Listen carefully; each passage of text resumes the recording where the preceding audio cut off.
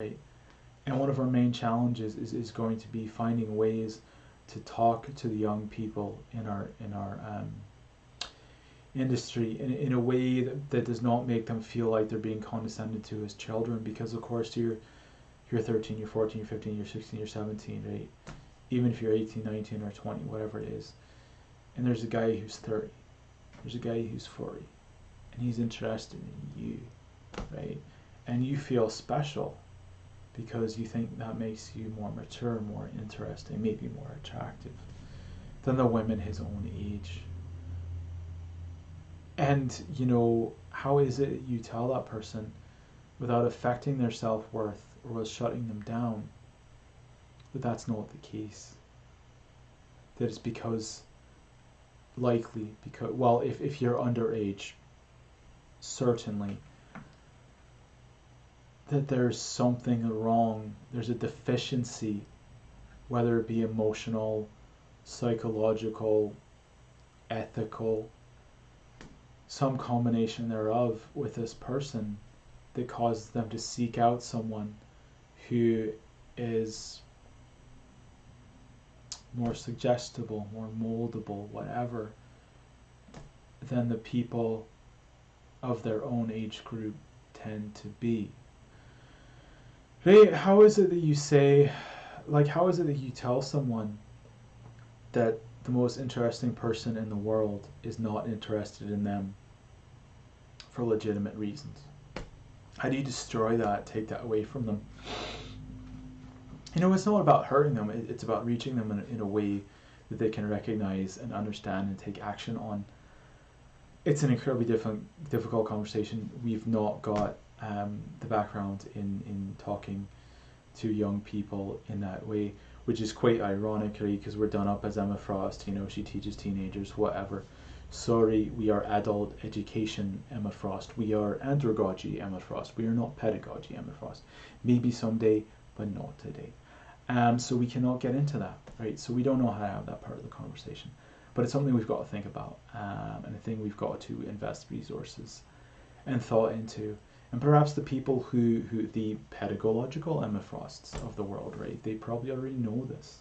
So we need to seek them out and consult with them and say, hey, how is it that we approach them and we can steer them away from these dynamics that are more likely than not to harm them in the long run, right? How do you do that? Right, but in a lot of these things, in a lot of these conversations, and it's not that anybody's guilty of this, but it just is the contours of the situation, is that it's all reactive, right? And we have been saying time and time and time again in the last few weeks, we don't want to be reactive. We hate reactive. It's not our best work. We want to invest in looking ahead, to do the things that we want to do, to expand the scope of our work and not to narrow it and keep it down this one grim, awful tunnel, right? With that fucking ghost at your back that Guillermo del Toro and Hideo Kojima did to us, or maybe just Hideo Kojima, we can all remember. But this perpetual hallway of misery and suffering and haunting, it's not a space anybody wants to stay in for the rest of their lives, right? But this is reactive, and we have to deal with it being reactive, and we have to assess these things. But everybody has so much fatigue with the reaction and so many accumulated calluses and scar tissue of having had these conversations that there's more and more of us that can skip past the first step of these conversations, right? Because we've been here, whether we've ever been on the receiving end of it or whether we were just bystanders the entire time and have dedicated ourselves to learning more and more each time.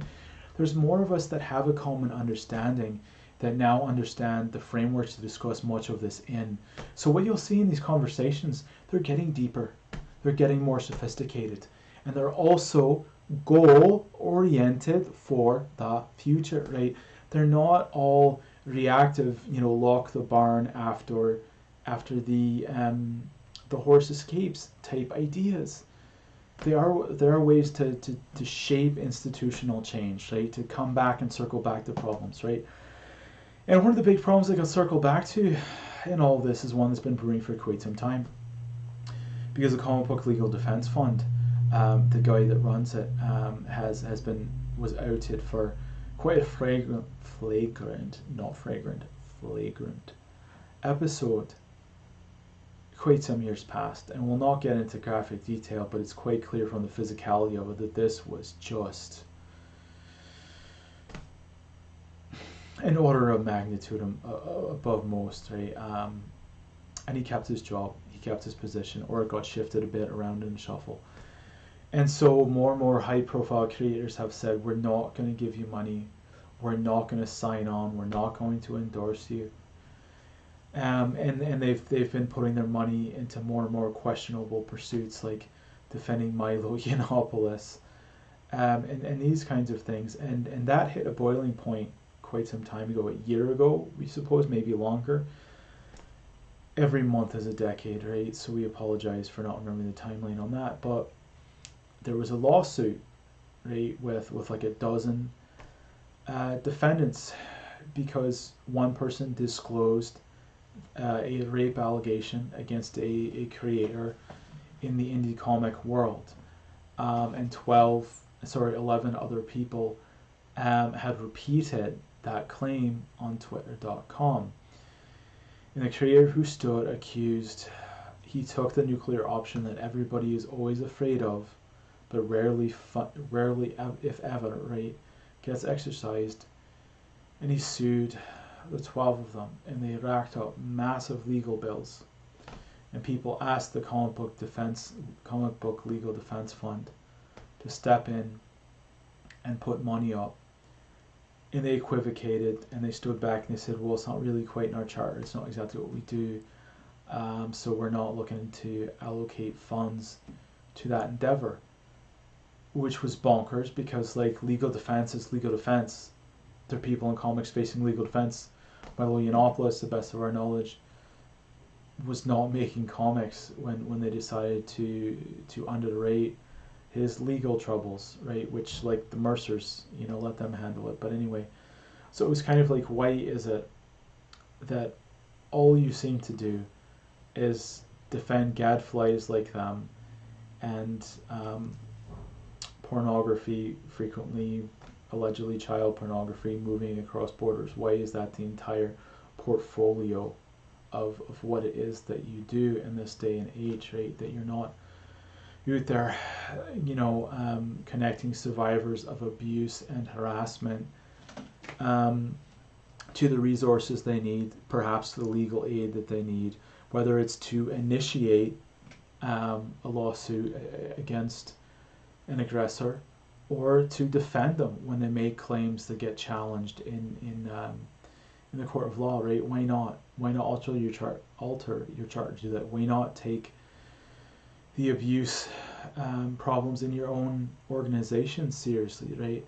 And so all of this flooding back in, and particularly the lack of providing legal recourse, or the money for legal recourse to those defendants, made people remember when this wave of allegations come in that they did not want to deal with that particular institution anymore. So James Tinian IV, Brian Michael Bendis, who was actually quite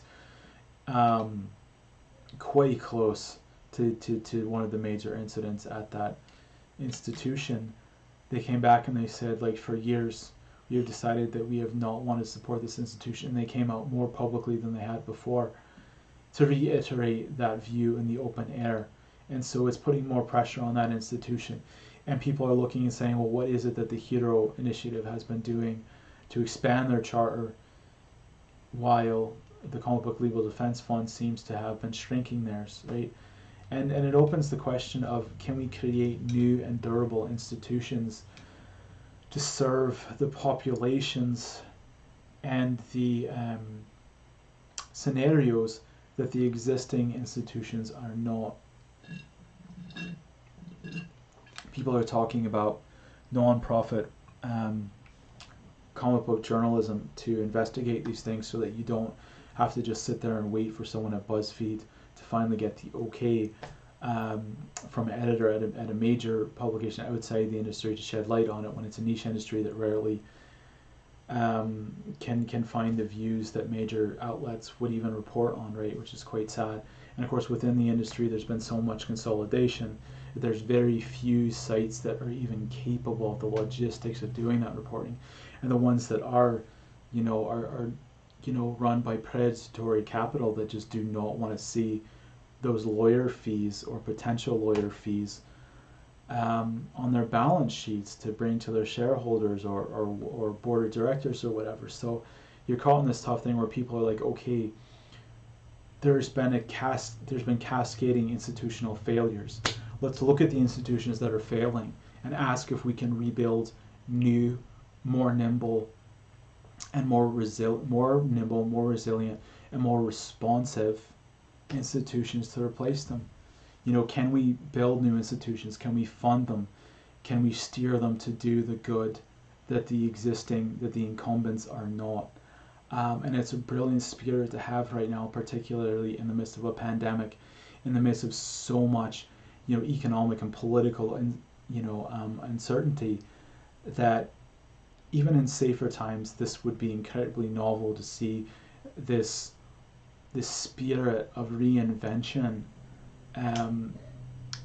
gripping the industry when everything seems so contingent. And perhaps it's because everything seems so contingent that there's less and less of a rationale to cling to these dying and fading and collapsing institutions, right? Perhaps it's the contingency of everything that now we're saying, well, if everything looks like it's going up in smoke, then the risk-reward ratio has flipped on its head, right? Or we're starting to gain the institutional knowledge, right?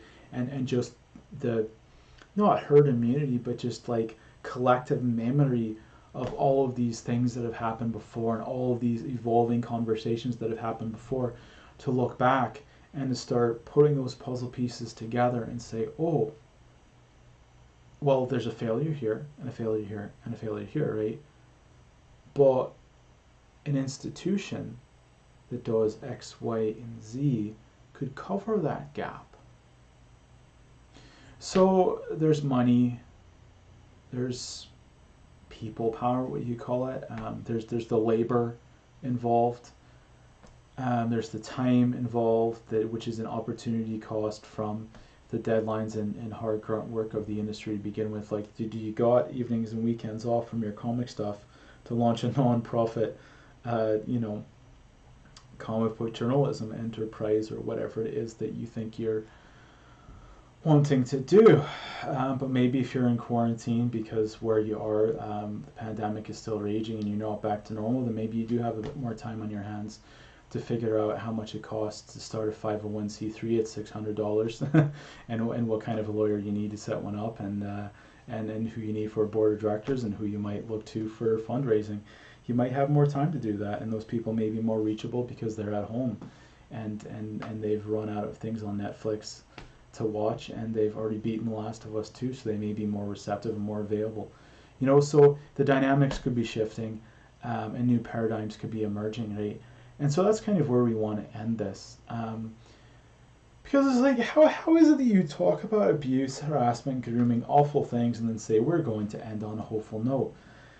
And that's not precisely it, because it is terrible and awful, and we have so much emotional, physical, and economic cleanup to do over all of this, and we still have not seen the full scope of the damage, right? And you never see the full scope of the damage in these situations, but like, as we're recording this, there's a very large bomb, right, waiting to drop. And right now we know precisely how many megatons that bomb is, or have, ballpark figure. But it could grow, right, before it is that it finally drops. So we at least have some sense that there's a bombshell coming, right? And so people are girding themselves for it as they wait to find out what the extent of the damage is. And so that's starting to let them do mental triage and say, okay, well, what is it that we need to put in place this time to catch this thing when it drops, right? Or at least, like, what can we put in place to work with the next one, right? And we've tried things before. And this is the thing, don't get cynical and don't get hopeless, because the things that we tried before did not work, right? how many planes did the Wright brothers build before they got one off the ground?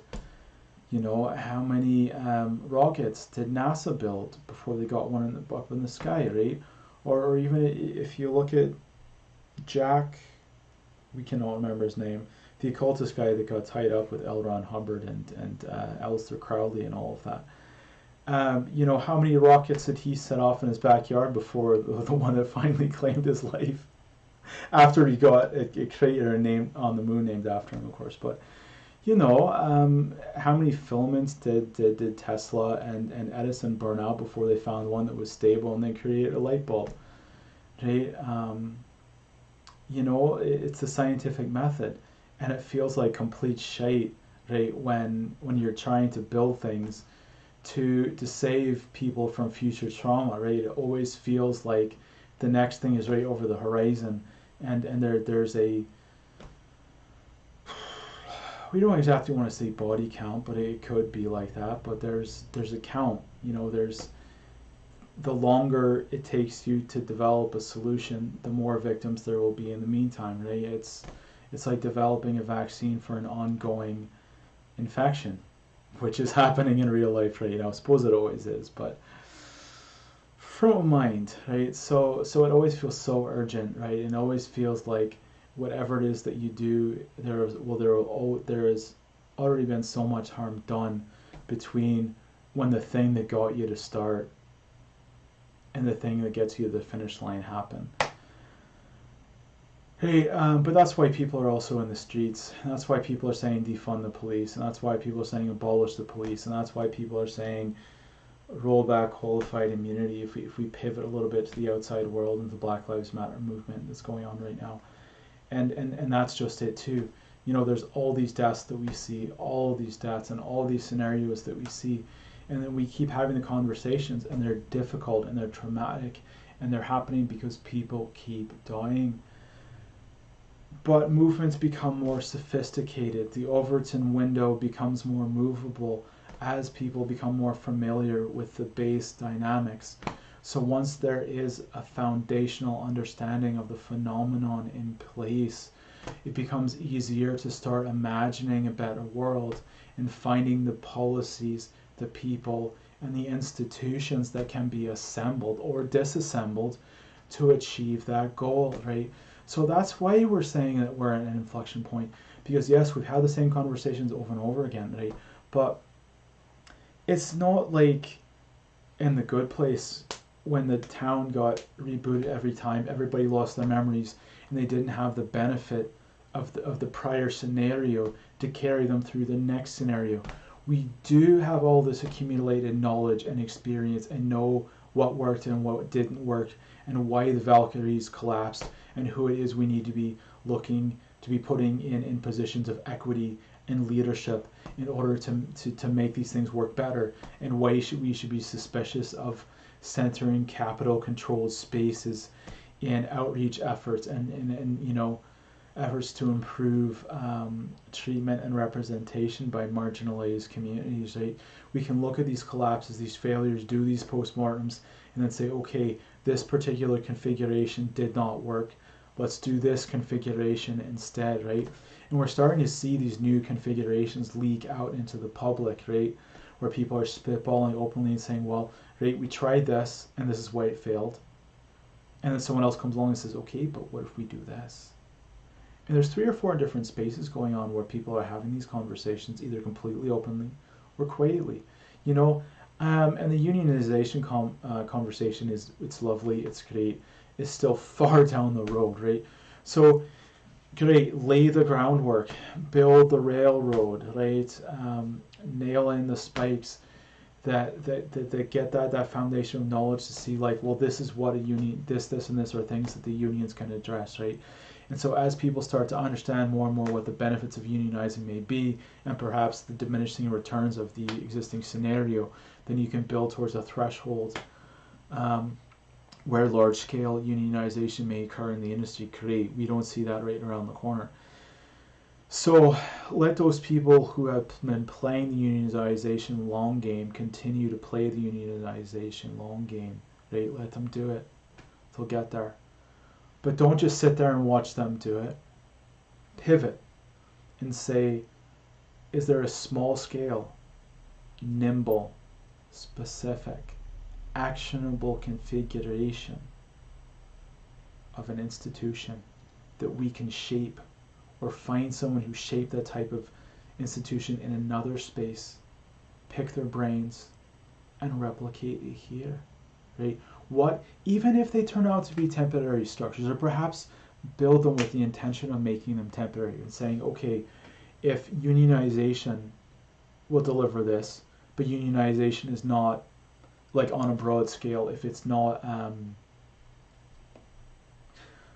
feasible for 5 years, is there a temporary structure that we can build that can deliver some, most, or all of those benefits as a bridge to unionization, right? Both to fill the gaps in the services needed, but also to fill the rhetorical gaps and have people say, hey, we got this thing from this place and it's great, but a union could do that and something else too. You see how it is that we're going on this. And we're having these conversations and we've got our own ideas about things that we want to explore that we're not ready to share publicly yet because we don't know the logistics of them yet. But brainstorm, talk, reach outside of the bubble. This is the time to collaborate, to brainstorm, to imagine, and to create the things that we need to bridge the gap from where we are new and to where we want to be in the future, right? And the one last final thing that we'll leave you with, because these things get contentious, they get divisive, they get polarizing. There's people who are bad actors and have bad opinions and will share them, right? And will take up oxygen. And there's fights that could get started. And there will be setbacks along the way, right? But do not embrace a war footing. It would be easy to say, this is a counterinsurgency. We're waging a counterinsurgency against the patriarchy. But we've seen where that frame gets us in other internet-facing activities. We saw what happened during Gamergate when you let people loose, when you have your Dirty Dozen, your Inglorious Bastards, these kinds of things that are out there needling these people we all understand are bad actors, right? And sometimes they really are Nazis, and sometimes they really are bad actors and the dregs of the Baldwin family, right? Literally. But if you just let people go out there, right, or you incentivize people to go out there and behave in these toxic and aggressive behaviors, you're just spreading more pain, more malice, and more conflict, right? We need to step away from that, find new ways to imagine rethinking the structures that we want. So we're going to leave you with our favorite quote from the Invisibles. We are not at war. There is no enemy. This is a rescue mission, right?